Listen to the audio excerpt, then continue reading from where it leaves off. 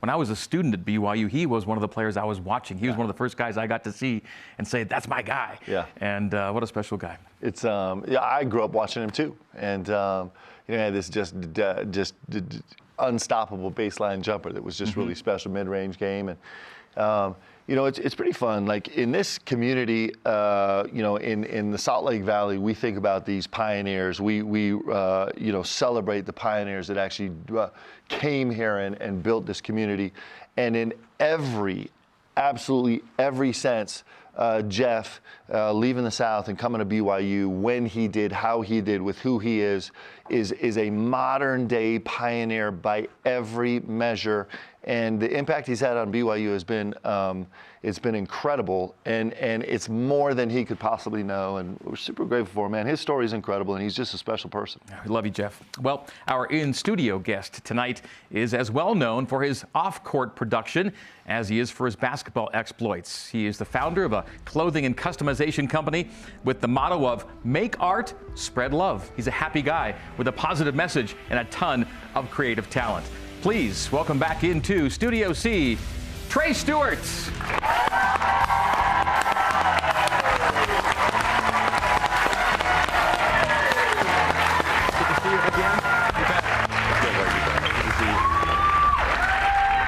Who's the size small? Does anybody wear a small? Anybody wear a small? Oh, I saw your hand first. Here you go. You can have it. There we go.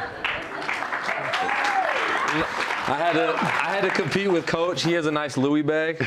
So I took some old overalls and I made myself a Louis bag really so I could match you. I love how to flex my Louis bag. The swag bag. Hey, can you hold that up? Can we hold this up?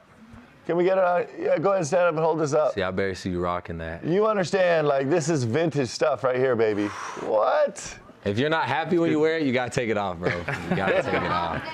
How's business? It's been fun, man. It's just been cool. I've just been so grateful and blessed with all the opportunities that come my way, So reintroduce us, because you've been on the show before to talk about this. Reintroduce us and those who may not know about Default Happiness. Yeah. So it's a clothing brand I started, thanks to our good old coach right here. No, that's not true. I just had the idea one time to start doing shoes, and I went in his office, and he was like, go for it.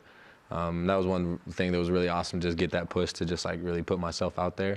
So I started with shoes, and then it slowly evolved into clothes, hoodies, and then now I'm just sewing. I hopped on the sewing machine about last June, May, and yeah, I caught the bug. So now all my clothes are made from my own sewing machine, so it's fun. So cool. Give us the website. DefaultHappiness.com. So when you go there, you will find Trey's steps to creating happiness. He's got 3 of them. Yes. I'll tell you what they are, and he'll expand on a little bit. Number 1, be aware of things to be happy about. Start there. Gotta know what you got, first of all, right? So we started doing the gratitude circle. The gratitude circle was a cool thing that Pope instituted where at the end of practice, we'll all circle up and then we just say something we're grateful for and then popcorn to the next person. And it's just kind of fun because we all just get to sit there and just remember how blessed we are to be where we are right now. Okay, so number 1, be aware of things to be happy about. Number 2, help the good feelings to stay. Yeah, it's really good to things can go away quick. So like we go through our day, we can start out good, but then other things can kind of pull us away. But it's really our core that we need to stay centered in. And again, it's just pulling your mind back into gratitude, pulling your mind back into the reality of things. So.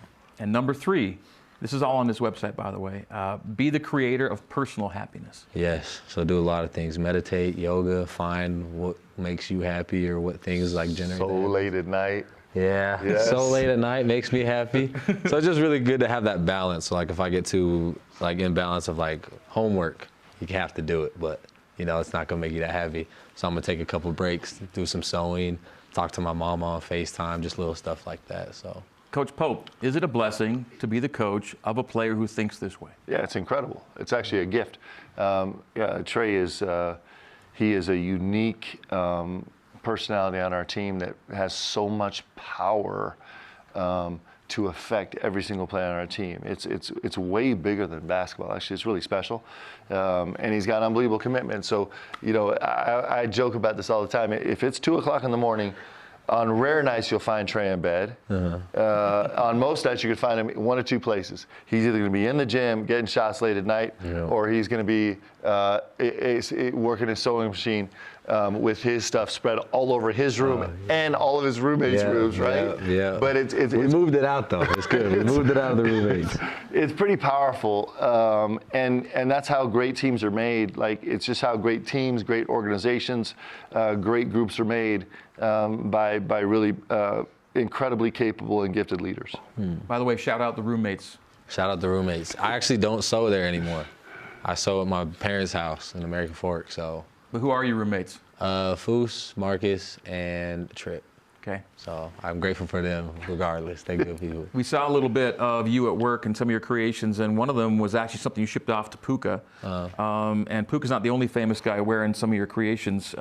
D. Wade. Yeah. You struck up a relationship there with Dwayne Wade. How'd that turn out?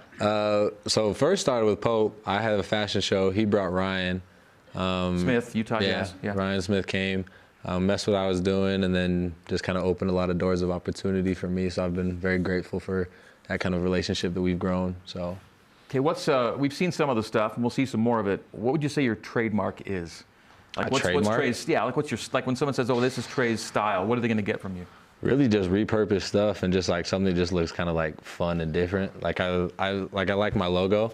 But I love making something. And this is it, right? Yeah, you got on your little smile. Right? Yeah. But I love making stuff out of specific materials because then people will see that material and be like, oh, like nobody makes quilted hoodies. That's Trey. So just like little stuff like that.